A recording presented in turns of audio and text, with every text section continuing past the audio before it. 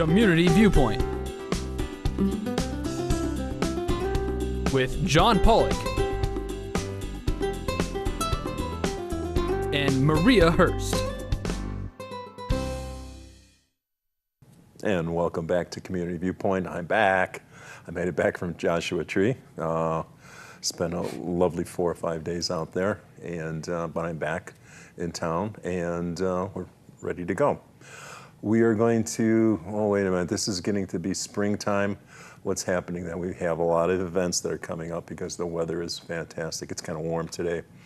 But one of the things that's coming up is the Wild West Extravaganza. And we're going to have with us, Carlton McCaslin from, where are you from now? From Pahrump. From Pahrump, yeah. I was going to say he's from produce department from some store, but he's not there anymore. But spent 10 years there. That was enough. Yes. So Carlton, you're all dressed up. Why are you dressed up? This is the character I play in the melodrama. Yes, it is. This character is called Sly Scavenger. And he's a real bad guy. He specializes in cheating, stealing, and breaking legs. Really? Yes. Okay. Early a mafia type of thing. Right. And he's come into Pahrump to buy an old run-down saloon. At the time he shows up, Pahrump's a ghost town. And they discover there's gold under the saloon. The name of the show is A Golden Fleecing, or The Undermining of Sarah Sweetflower's Sarsaparilla Saloon and Bridal Shop. And why would we be seeing that? Where will we be seeing that? You'll be seeing that as part of the Wild West Extravaganza. That'll be on the May 1st and May 2nd and May 3rd. We're going to do 4 shows this year with it rather than 3. There'll be a Friday night show, a Saturday night show, and there'll be doors open at 6. Show starts at 7. And there'll be $7 for those shows. We'll do 2 matinee shows. They'll be $5. Door opens at 1, shows at 2. Physically, where is this at? This will be in the park, in Petrick Park. And this will be in the Bob Rudd Community Center. Okay. However, there's a lot of things going on this year with the Wild West Extravaganza. We've got our usual gunfighters and all that going on, and there's going to be a revival church service. We got the Bluegrass Festival tied in with it, so there's always going to be bluegrass music there. Is Shinhofen going to be with that or no? Yes. Oh, yeah. He's the one who put that whole thing together. Yes, it is. But besides an expansion of the melodrama, we also have a 20-mule team out of Death Valley, one of the Borax teams. Really? It's going to actually be in a parade, which will start things off Saturday morning, and then they'll be in the park for people to watch, to look at. There'll be a show they'll be putting on. This is something new, but I think it's something that's going to bring tourists in. It's going to be a good attraction. And then there's, at 11 o'clock on Saturday, there's going to be the 2nd annual outhouse race. I missed the first one. Okay, sorry. Well, in the first one, the county seat, which is the commissioners, and the arena committee crashed at the finish line. So the race was run null and void because they couldn't compete anymore. However, Frank Carbone says that he got his foot across the finish line before they finished. So he says technically they won. So we're going to have a grudge match. Just the 2 of them. We'll have a special trophy for them on that. And then we'll run the other racers, the other contestants. And on Sunday, we'll have a runoff. And the winner of the runoff will be crowned King of the Throne. It seems odd having a runoff in the outhouse. Sorry. But that sounds interesting, yeah. Oh, yeah, a lot of towns do. In fact, the one that caught me, there's one town in, it's Wisconsin, I believe, and they do it in the winter. So the outhouses are downhill on skis. Okay. But now here we'll do it in the park. Last year was a good start on it. It's something else that's growing. This whole Wild West Extravaganza started years ago in the parking lot at the Nugget with Bob Baker running it. And that was basically just a few vendors, a few booths, and one of the Western bands came out and played at night. And it has grown from that into what it is now. Yeah, Bob was on here many times promoting that too. Oh, yeah. Yes. It's going to be a good, solid, fun weekend. Chance to relive what the Old West was like and still have a good time with everything on it. So what else is coming out? Do you have vendors out there? Oh, there'll be a lot of vendors out there. There'll be an Indian village out there. Probably one teepee, but it's still an Indian village. Yeah, And there'll be a mountain man rendezvous out there. You've seen them all. Sorry. You're right. I I believe it's Poss is going to have a show in the arena, a horse show going on at the same time. okay. So basically, you're going to run into parts of the Wild West no matter where you go. The Master Gardeners are going to be there.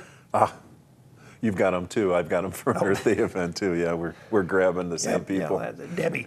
Debbie, yes. Yeah. Yes. But it's just going to really be a good, fun time. Of course, now let me tell you something else about the melodrama. It's a good way to relieve your aggressions. Well, we try to tie it pretty much in the old days when the melodramas traveled out here. They started out serious in the East. Mm-hmm. By the time they got out here, the audience didn't want anything serious. They didn't even understand seriousness. So that's where they started throwing things at the actors. Well, they get to throw popcorn, particularly at the villain. I get really coated with popcorn in these shows. Of course, you're going to insult the villain, you're going to get insults back. That's kind of the fun of it. There's something that I go see that has interaction with the audience called a Rocky Horror Picture Oh, Show. yeah. I'm well aware of that. In fact, we've done a couple murder mysteries that are interactive. That's right. So you people go on the road too, right? Yeah, in fact, and the road leads to Tacoma. Exactly. Shoshone. We're going to be down at Tacoma on the 17th. It's going to be our first presentation of the melodrama, which will be something like a dress rehearsal on it. And so if people want to come down and see it there in Tacoma, 17th of April. And That's then we'll at be back. the Amy's Place, the Tacoma Hot Springs Resort. Right. There's a little stage there right behind the bistro. And that's where we do it. And they love us down there. Oh, yeah. Except for one guy. We're doing a show called The Villain Wore a Dirty Shirt. I asked for a cup of water. I'm the villain again. The gal brings me the water. I take a sip of it, spit it out, and throw the water over my shoulder. Yeah. And I hit this one guy right square in the face with the water. And he's never been back to a show since then. We'll talk about that off camera. I probably know him, but yes. So yeah, you probably have a bite to eat over at the Pastels. Oh yeah, that's kind of the idea. They'll probably having a art show over at the art gallery. I believe too. Mary King's art show will still be going on at that time. And you will have seen her this past week in the Pahrump Valley Times. Yes. Lillian, the reporter, did a wonderful job Yeah, with did that. a very nice story on her. Yes. In fact, that's how come my story didn't get it. Oh. I did one on her too. Frank, her husband's one of our actors. Yes. In fact, he's got a major part of this. He plays a character called Tumbleweed. Mm-hmm. And I won't tell you what, Tumbleweed is really the only sole survivor in this ghost town. So he's everything. We've got some new people in it for the first time around. This is the first try at it. And we've got some old people. So we got a good mix of our... Oh, so new players coming in? Yeah. Oh, cool. One's a young gal who basically wanted to be involved with something like this and brought a friend along, and we cast both of them. And there's a great character in this called Big Bad Granny. She comes in wearing a hat and a cigar and a duster and a bandolero. And the lady has never done anything before, and she's great in it. Oh, cool. She's got the acting bug. It gets everywhere. We're out there for that. Anybody who wants to try acting, we do 4 or 5 readings a year, and you're always welcome to come in. But the melodrama is something special. You got to be a special type of person. You have to realize you have to be over the top with this. You know, and you get music cues and things like this, all this sort of stuff. But it's I've always loved the melodramas because they're just so off the wall. Plus, it gives you a chance to ad-lib back with the audience and do some of this sort of stuff. Yes, And I'm so sure you enjoy that. Oh, I do. Well, I spend weeks planning my insults. And like I say, it's a chance to get back out, enjoy the weather, get out to the Wild West. Remember where your heritage came from? Ah, yes. So, anything else that we could look at for the Wild West Extravaganza? No, the gunfighters again this year. Oops. There'll be a lot of... Just lost the mic there. All right, so let's put that on here. Oop. Remember, you saw that here. Yeah, right. Yes. Anyway, like I say, the gunfighters be out there. They'll be doing skits out there. That was a slip. Yes. And you'll see that on stage too. Right. Yes. Gee. The things I could tell you, things that went wrong. Like an actress calling me an hour before curtain and saying she can't make it. Oh, okay. And my granddaughter, we have thrown her into those parts more often. Okay. In fact, that happened in the melodrama 2 years ago. Roberta was playing my mother, and she had got coitus so bad she couldn't get out of bed that day. So we threw my granddaughter Alyssa into it, She ended up being my niece rather than my mother, and went on with the show. And that's the show must go on, right? That's always it. And like I said, okay, some of the other things out there, there'll be quite a few vendors out there. Usually most of what they sell is kind of Western type of stuff too. Try to keep the whole thing all within the West. Mm-hmm. Okay, great.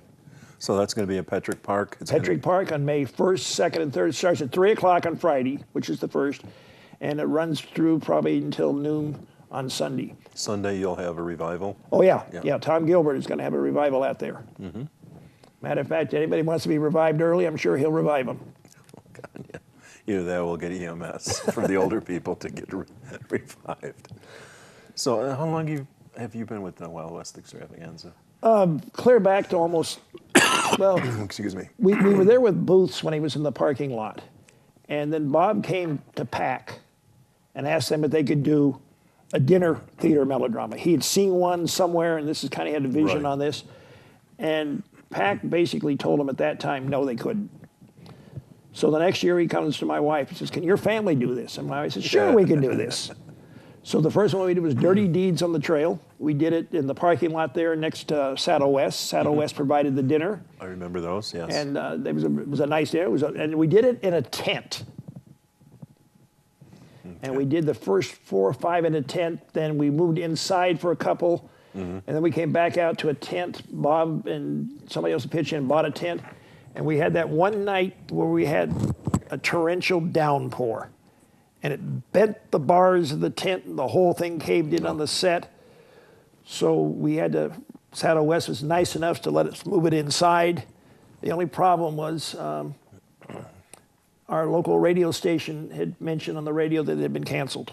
Oh, well, that doesn't help the attendance. So that didn't help the attendance on that night. But, you know, it looked like that was what was going to happen, because you look at the thing, and the thing was all down and whatnot. But he said, hey, show goes on. Oh, cool. All right, so the times again, let's get that in 1st, 2nd, and 3rd. We're in our last minute, so the show times, please. Okay, show times, once again, doors will open at 1 o'clock on the matinees, which is our Saturday and Sunday, and the show will be at 2 o'clock. On the evening shows, doors open at 6, and shows at 7. That'll be Saturday, or Friday and Saturday. Right. Yeah. And the show runs about an hour unless the audience really gets rambunctious.